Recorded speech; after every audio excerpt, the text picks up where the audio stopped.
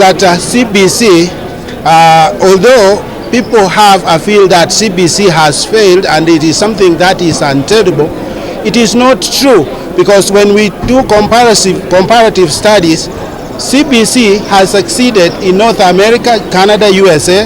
When we come to South America, Peru, Dominican Republic as some of the cases, and in Africa we have South Africa, Mozambique, Rwanda, and when we go to Asia, China, Singapore, and so many other places. Now, why did those countries embrace CBC?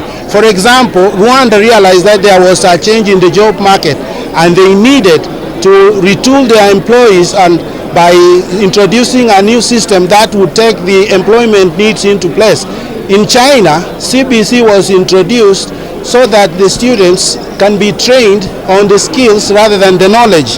When we look at Ghana, for example, Ghana introduced what we call CBT, competency-based training for TVETs and polytechnics.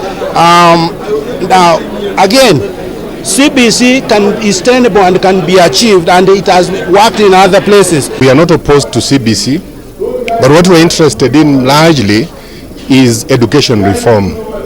In this country, and more so the university sector, seems that during the inception of this competence-based curriculum, much consultation was not done.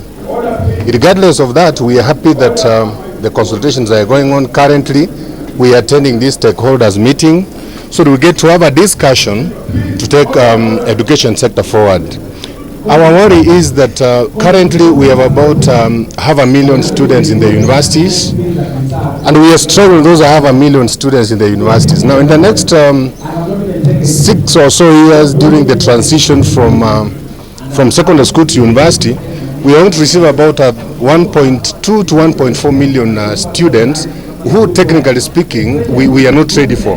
We are not ready for these students because of the fact that not enough consultation has been done, so that all of us on the same page. Actually, the problem we have with our competence-based curriculum is that there are inadequate consultations. Many of us do not understand what CBC means, and that's where the problem is. Look at the social structure of this country. Look at the classes that we have in this country, the class of the rich and the class of the poor, and ask yourself a question.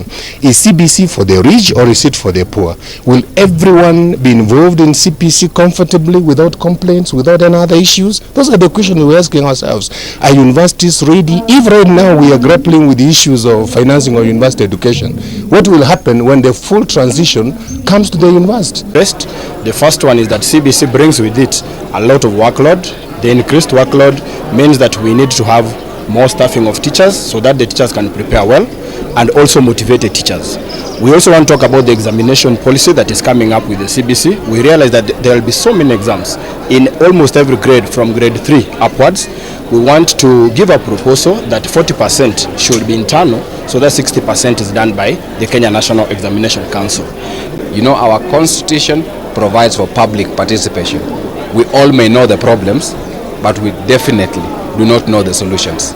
Secondly, the person who feels the problem most is the one on the ground, the one who is listening to it. It is the parent who is supposed to be involved in CBC who has the pain points. It is the teacher who implements CBC who has the pain point. It is the learner who is going through CBC who has the pain point. And it is the different stakeholders who help to manage the education sector that has the pain points. As we listen to them, I plead for just two things.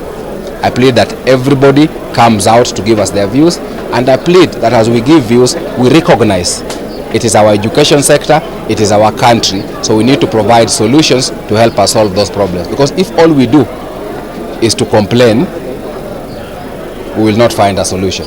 But if we complain and then say, based on the complaint, I would like A, B, and C to happen, then as a working party, our responsibility is to collect your voice and to give meaning to your voice, so that when His Excellency makes proposals as to what he would like done, for example, with the transition for grade 6 learners for next year, it is a view not of the working party, it is a view not of the president, but it's a view of the residents of Kisii County and the people of Kenya. But also concerns about equity. How do we ensure that the child in Kisii can have an equal education as a child in Nairobi? The child in Asumbi can have an equal education as a child in Kitui. the child in Garissa can have an equal education as a child in Tenwek. So we are listening to all those things. Everything in the education sector is on the table, whether it is basic education, primary, secondary, whether it is tertiary education, whether it is university. And also we are listening to things about bursaries. How do we best manage our bursaries so that they serve the needs of our learners? So my encouragement to people, CBC is important, but this working party is not about CBC only. Speak the truth. The 844, this so-called CPC, is just a change of the title. To me, it's just similar to the 844. 844 was introduced so that we are able to provide our students with practical, relevant skills. That was the rationale of coming up with the 844 system. But it didn't work. Why it didn't work is because most institutions, most schools, we don't have the resources. We don't have resources. The 844 system was also resource intensive, but the CPC is even more resource intensive than the 844. So the question I'm saying here is that yes, the CPC is a very good system. It's a very good system, but we have the resources. The elephant in the room is resources. As we talk now, most schools, particularly in the rural areas, they are not prepared. There are no classrooms. There are no workshops. There are no human resources. And we are talking about implementing CPC. I'm telling you, I'm talking as a Kenyan here, we are just waiting for a major crisis.